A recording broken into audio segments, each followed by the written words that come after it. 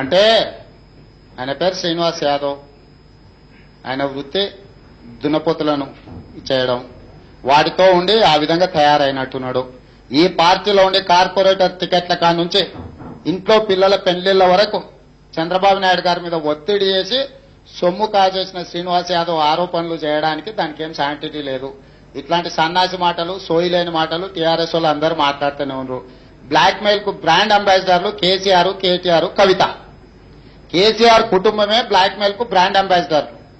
అలాంటి బ్రాండ్ అంబాసిడర్ల దగ్గర గోతికాడి నక్కల్లాగా కాపలా కాసే శ్రీనివాస్ యాదవ్ ఇంకోడో రేవంత్ రెడ్డి గురించి మాట్లాడాల్సిన అర్హత లేదు. ఈ రోజు ఆయన ఏదైతే మాట్లాడుతున్నాడో వాళ్ళే ప్రభుత్వంలో ఉన్నారు. ఏమున్నా ఆధారాలు బయట పెట్టాలి. నోటుకొచ్చింది మాట్లాడితే సరిపోదు. రాజీనామా డ్రామాతో మంత్రి పదవి పొందిన శ్రీనివాస్ యాదవ్ కు మతి భ్రమించింది. ఎందుకంటే ఇటు గవర్నర్ గాని, అటు స్పీకర్ మీద, అటు కౌన్సిల్ చైర్మన్ మీద రాబోయే రోజుల్లో రాష్ట్రపతిని, ఎన్నికల కమిషన్ కూడా కలవబోతున్నాం కాబట్టి తన ఉద్యోగం ఊడడం ఖాయం.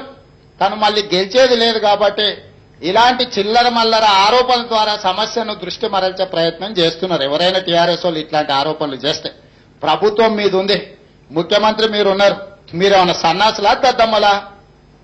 మీరు ఏదైతే ఆరోపణలు చేస్తున్నారో వాటికి ఏదైనా ఆధారాలు చూపించాలి. మీరు చేసిన తప్పుడు నిర్ణయాలకు సంబంధించి అన్ని ఆధారాలు, జీవోలు, భూ కొల్లగొట్టడాలు, అక్రమంగా సంపాదనలు అన్నిటి మీద కూడా వాస్తవాలు మేము చూపించినాం. నా మీద ఆరోపణ చేస్తే ఏదైనా చూపించి మాట్లాడితే దానికి అర్థం ఉంటుంది. ఇప్పటికైనా శ్రీనివాస్ యాదవ్ నోరు అదుపులో పెట్టుకోవాలి. గతంలో కూడా ఏమో మాట్లాడింది అన్నట్టు నేను విన్నా. నోటుకొచ్చింది మాట్లాడితే సరిపోదు కాబట్టి నోరు అదుపులో పెట్టుకోవాలి శ్రీనివాస్ యాదవ్. ఫస్ట్ ఆయన రాజీనామా సంగతి తేలవాలి. ఆయన ఏదో పెద్ద మునగాడైనట్టు ఆయన మీద చంద్రబాబు నాయుడు, పవన్ కళ్యాణ్ ఏందేందో ఊహించుకుంటున్నాడు. కాలం కలిసి వస్తున్నట వానపాము కూడా పుస కొడుతుందంట. శ్రీనివాస్ యాదవ్ వ్యవహారం అట్లుంది. చంద్రబాబు నాయుడు, పవన్ కళ్యాణ్ పక్క రాష్ట్రం వాళ్ళు. కామన్ సెన్స్ కూడా లేదు శ్రీనివాస్ యాదవ్కు. పక్క రాష్ట్రం వాళ్ళు ఈ రాష్ట్రంలో శాసనసభకు పోటీ చేయాలన్న నియమ నిబంధన ఉన్నదనేది తెలియదు. ఇంతో అంతో చదువుకుని ఉంటే తెచ్చి ఉండేది. చదువురాని సన్నాసులందరూ కూడా సవాళ్ళు ఇసురుతుంటారు.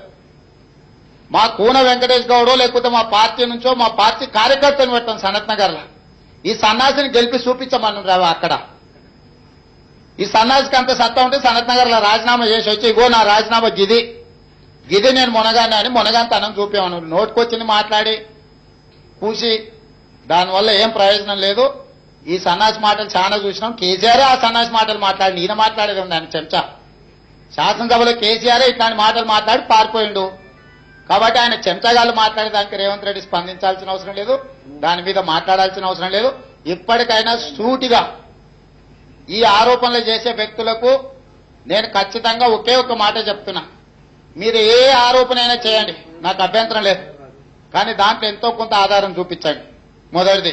రెండవది, ఈయన ఏదో పెద్ద సత్తా ఉన్నట్టు ఈయన మీద చంద్రబాబు నాయుడు, పవన్ కళ్యాణ్ పోటీ చేయాలని ఈయనకిన ఎక్కువ తక్కువ ఊహించుకొని ఎక్స్ట్రాకి ఎక్కువ, క్యారెక్టర్ ఆర్టిస్టుకు తక్కువ.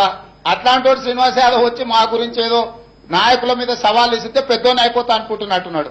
నిన్నటి వరకు చంద్రబాబు నాయుడు చెప్పుల కాడ కాపలా ఉండి చిల్లర ఖర్చులకు ఇప్పించుకొని 10 మంది కార్పొరేటర్లు టికెట్లు ఇప్పించుకొని ఒక్కరిని కూడా గెలిపించుకోలేక చివరాఖరికి కూన వెంకటేష్ గౌడ్ ఆ కాన్స్టిట్యున్సీని మంచిగా చేసుకొని తెలుగుదేశం పార్టీ గెలిచేటట్టు చేసిన తర్వాత చంద్రబాబు నాయుడు గారిని బ్లాక్ మెయిల్ చేసి ఆ సనత్ నగర్ టికెట్ పొందాడు. ఈ సన్నాసి మంతుడైతే సికింద్రాబాద్ నుంచి ఎందుకు వారిపోయిండు? ఈరోజు సికింద్రాబాద్ లో గతంలో పోటీ చేసి గెలిచి ఓడిన శ్రీనివాస్ యాదవ్ ఎందుకు వారిపోయిండు? సనత్ నగర్ లో కూన వెంకటేష్ గౌడ్ బాగా పనిచేసుకుని ఆ నియోజకవర్గంలో తెలుగుదేశం పార్టీ గెలిచే విధంగా ఏర్పాటు చేసుకున్న తర్వాత కూన వెంకటేష్ గౌడ్కి అన్యాయం చేసి ఆ టికెట్ పొందాడు.